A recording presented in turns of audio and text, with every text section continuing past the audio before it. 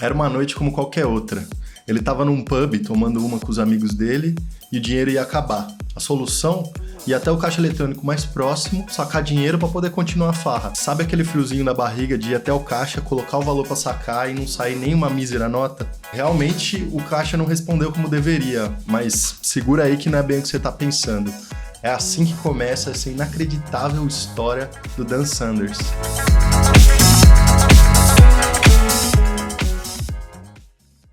Esse é Dan Sanders, um barman de 29 anos, morador de uma cidade no interior da Austrália chamada Wangaratta. Mr. Sanders estava num pub tomando uma com os amigos, até que ele precisou ir até um caixa eletrônico da esquina para sacar mais dinheiro e continuar curtindo.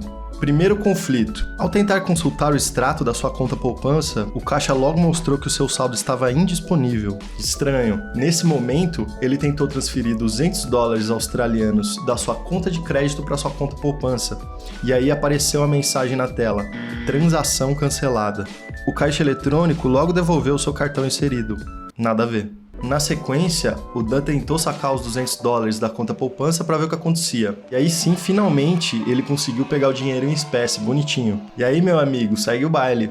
Voltou pro bar para quitar sua conta e quem sabe continuar bebendo mais uma. O fim da noite estava chegando, o bar estava fechando e o Dan, que ainda estava encanado com esse tal desse caixa eletrônico, resolveu ir lá colocar seu cartão mais uma vez antes de ir para casa. E é aí que tudo começa, o início da saga. Primeiro ele transferiu mais 200 da conta de crédito para a poupança e na tela apareceu novamente: transação cancelada. Ele tentou sacar os $200 da conta poupança e din-din. Depois digitou 500, confirma, mesma coisa, transação cancelada. Tentou sacar os 500 da conta poupança e sucesso.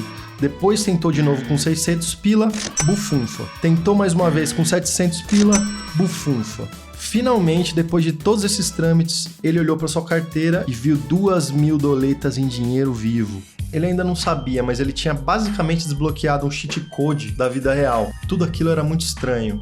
Mas o Dan, que estava bêbado e cansado, pegou essa grana toda, colocou no bolso e foi para casa dormir. No outro dia, quando acordou, o pobre Sanders chegou até a pensar que tinha vivido um sonho, mas era realidade, my friend. De ressaca com aquele gosto podre de cabo de guarda-chuva na boca, olhou para o lado e viu sua carteira ainda graúda, recheadinha. Imediatamente, ele ficou preocupado. Na mente dele, a sua conta provavelmente estaria ainda mais em dívida.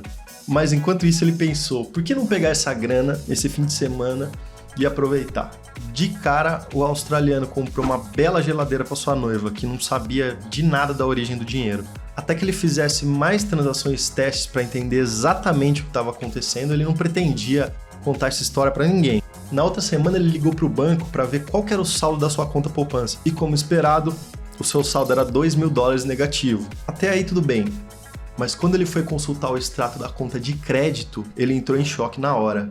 Não havia registro nenhum de nenhuma das transações que ele tinha feito da conta de crédito para a conta poupança. Mas como? E foi aí que ele voltou mais uma vez no mesmo caixa eletrônico, mais ou menos no mesmo horário de madrugada, para consultar o saldo da sua conta poupança. E dessa vez a máquina mostrou: era $2.000 negativo. Daí tentou transferir $2.000 da sua conta de crédito para sua conta poupança e adivinha?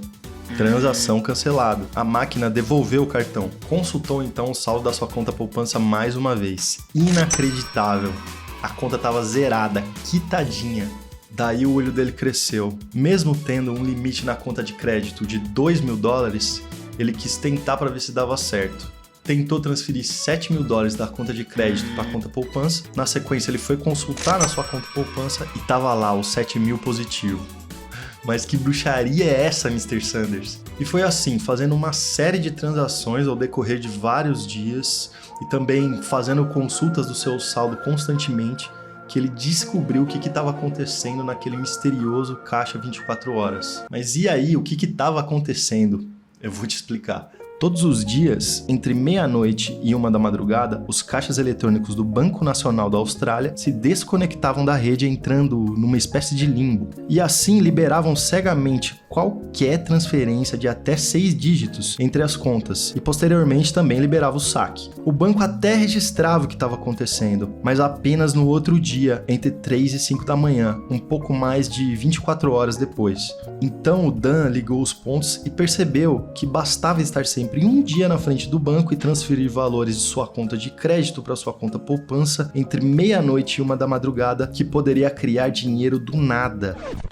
Quanto mais transferências ele fizesse, maiores os valores iam ter que ser para ele impedir que a conta dele entrasse no negativo. Então, se ele transferisse $1.000 australianos hoje e amanhã também quisesse $1.000, ele ia ter que transferir no outro dia $2.000 para cobrir os 1.000 do dia anterior e ficar com mais 1.000 de saldo positivo. E ele sabia que ia ter que ir absolutamente todos os dias no caixa eletrônico se ele quisesse manter esse esquema rolando. E como provavelmente você já deve estar imaginando, isso não tem outro destino a não ser virar uma bola de neve. Mas a gente vai chegar lá.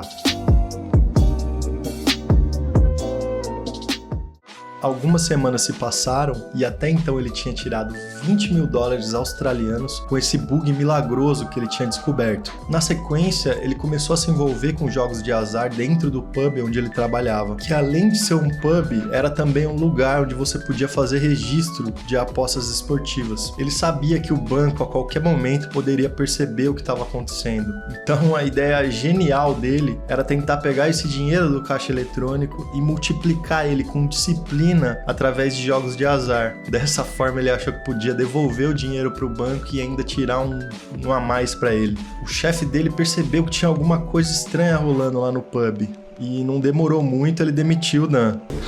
Você vai demitir. Algumas horas depois, no mesmo dia, a noiva dele mandou uma mensagem pra ele terminando o relacionamento, falando algo do tipo: eu não sei com que você tá se metendo, mas acabou entre a gente. O fato é que o Dan sempre foi um pé rapado e a noiva dele percebeu que tinha algo estranho acontecendo com o padrão de compras dele.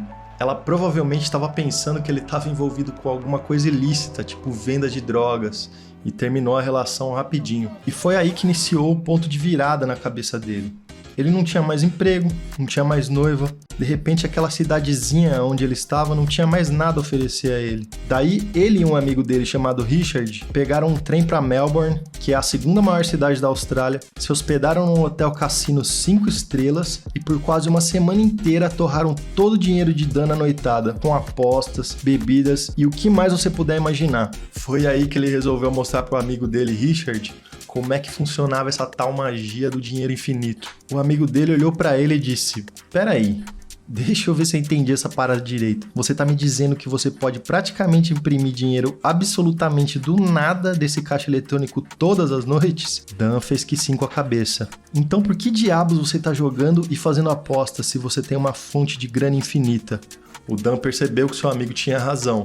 Dali em diante, ele ativou o modo Carpe Diem, com o objetivo único e exclusivo de aproveitar um dia de cada vez. Ele e seus amigos desfilavam de limusine, reservavam várias suítes de hotel para darem festas e chegaram até a viajar em um jato particular para uma ilha reservada nas proximidades de Bali, na Indonésia. Chegando na ilha, eles assumiram o controle total do resort por 2 dias, festejando loucamente sem nenhuma preocupação mundana. No mais, gastou dinheiro em roupas de grife, restaurantes caros e badalados, acompanhantes de luxo e suítes presidenciais. O Dan não só ostentava, ele também passou a distribuir dinheiro. Não foi bem como o Silvio Santos lançando aviãozinho pro auditório, mas ele passou a pagar coisas inusitadas para as pessoas, fossem eles amigos ou até completos desconhecidos. Uma de suas amigas uma vez contou a Mr. Sanders sobre seu sonho de voar para Paris e aprender francês numa universidade, e ele simplesmente bancou absolutamente tudo.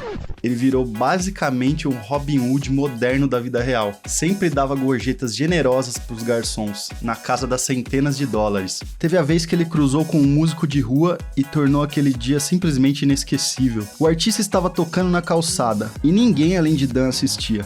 Daí ele resolveu entrar numa loja de instrumentos para comprar equipamentos e fornecer um som de qualidade para aquele singelo artista. Além disso, na surdina, começou a pagar $50 para os pedestres que circulavam nos arredores para que observassem a performance do músico. Resultado, a multidão foi tanta que chegou ao ponto de gerar um engarrafamento na rua. Depois de meses curtindo a vida doidado, o ex-barman já tinha gasto por volta de $1 milhão. E o irônico é que o banco até ligava para ele para verificar as compras que o Dan estava fazendo. mas apenas como protocolo de segurança, sem ainda suspeitar de nada. Religiosamente todos os dias, o Dan ainda continuava fazendo as suas transferências na madrugada. Na vida pessoal ele passou a ser visto diferente. Anônimos começavam a se aglomerar em volta dele, porque agora evidentemente ele era um cara fino, e muita gente seguia ele só pra ter o gostinho de como é que é viver como um súdito. O Dan já estava gastando cerca de $40 mil por dia no auge da sua aventura, e celebrando dias inesquecíveis. Mas esse sonho não poderia durar para sempre, não é mesmo? E isso se deu após Dan acordar inúmeras vezes, todas as manhãs no chão de alguma cobertura de hotel, cercado por garrafas vazias e aquele resto de dinheiro jogado pelo recinto. Ao se encarar no espelho, refletia: mas que porra é essa que eu tô fazendo? Quem sou eu? Será que eu errei a mão e fui mais longe do que eu devia? Apesar de poder bancar um relaxamento no spa, tratamento psicológico, ajuda médica, Dan continuou vivendo sem saber qual seria o dia que ele seria desmascarado pelo banco. De ressacas pesadas, ele passou a conviver com paranoias angustiantes, se sentindo perseguido e cheio de culpa, até o dia em que Dan caiu em sono profundo em sua cama king size de hotel e teve um sonho vívido com a equipe da SWAT invadindo o quarto em que estava hospedado. Acordou todo assustado com uma batida na porta. Foi atender e era ninguém menos do que a camareira do hotel oferecendo serviço de quarto e toalhas limpas, o que veio em muito boa hora, já que o Dan estava completamente pálido, suando frio e com o cu na mão. Dan desenvolveu rapidamente uma crise de ansiedade, sofrendo ataques de pânico, e foi só piorando ao ponto em que lutava para ficar firme de pé. Sua saúde física e mental estavam cada dia piores e ele realmente pensava que ia morrer a qualquer momento. Então Dan, com os olhos ainda palpitando e vendo que tinha perdido o controle da situação, tomou sua decisão. Ele sabia que ele não podia mais manter esse estilo de vida. Ele ia acabar de duas uma, ou morto ou foragido. Sem mais gastação, chamou os amigos para o quarto de hotel uma última vez para dar a notícia de que aquela novela acabaria ali. Naquela madrugada, pela primeira vez em 5 meses, ele não foi até um caixa eletrônico. E 24 horas depois, todo o esquema dele chegaria ao fim. No outro dia, a sua conta chegou a uma dívida absurda de $1.600.000 australianos. Então, na manhã seguinte, com os $80 mil restantes que ele tinha em espécie guardado em um cesto de roupa suja, decidiu se hospedar em um local mais barato nas proximidades. Dan foi para um novo quarto de hotel e colocou o dinheiro dentro da banheira, e isso era tudo que ele tinha em cash. Sem saber como agir, tomou uma atitude ainda mais radical. Ligou para o Banco Nacional da Austrália e confessou que haviam algumas transações estranhas rolando em sua conta. O atendente respondeu: "Ok, Mr. Sanders, acabou a farra. Sua vida está arruinada. Vamos denunciá-lo. Uma investigação será aberta e em breve o senhor será preso." E a ligação foi encerrada. Dan, então, passou a esperar pelos próximos dias no seu quarto de hotel a polícia chegar e levar ele de lá algemado. 3 meses se passaram, seus 80 mil já estavam acabando, e nem a polícia nem a autoridade alguma foi atrás dele. Dan chegou a contratar um advogado, que lhe aconselhou a ficar na miúda, de bico calado e não se preocupar com isso. E assim foi, com o jovem australiano não tendo nem sinal da polícia e nem do banco por 3 anos. 3 anos! O Dan não sabia, mas o banco mesmo não tinha intenção nenhuma de tornar esse caso público. Imagina só o gerenciamento de crise. Se todos os clientes do banco soubessem que alguém teve sucesso em roubar milhões de dólares de uma forma tão patética como essa. Fazia mais sentido para o banco varrer tudo para baixo do tapete e seguir a vida. Mas o Dan, que ainda sentia a culpa, queria 2 coisas. Uma era saber a que pé que estava essa tal da investigação que o atendente tinha falado para ele que ia ser aberta 3 anos antes. E principalmente, ele queria ficar com a consciência limpa. Então ele teve outra brilhante ideia,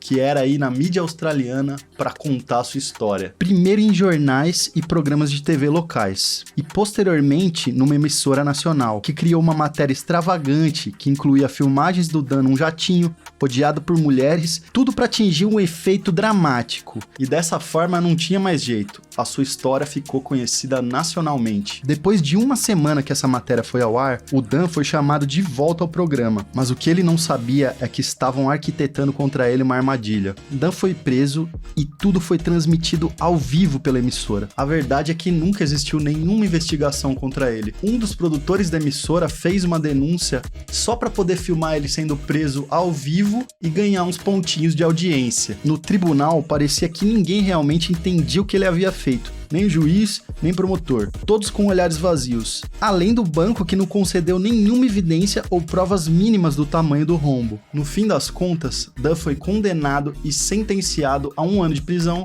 e 18 meses de serviço comunitário.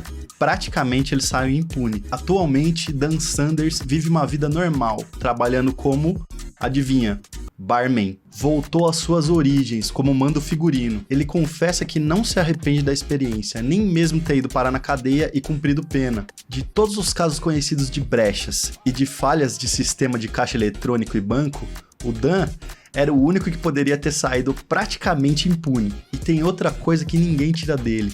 Dan Sanders realizou suas fantasias mais malucas e sentiu na pele, mesmo que por um curto período de tempo, como é viver como um milionário. Buy it, use it, break it, fix it, trash it, change it, melt, upgrade it, charge it, point it, zoom it, press it, snap it, work it, quick erase it, write it,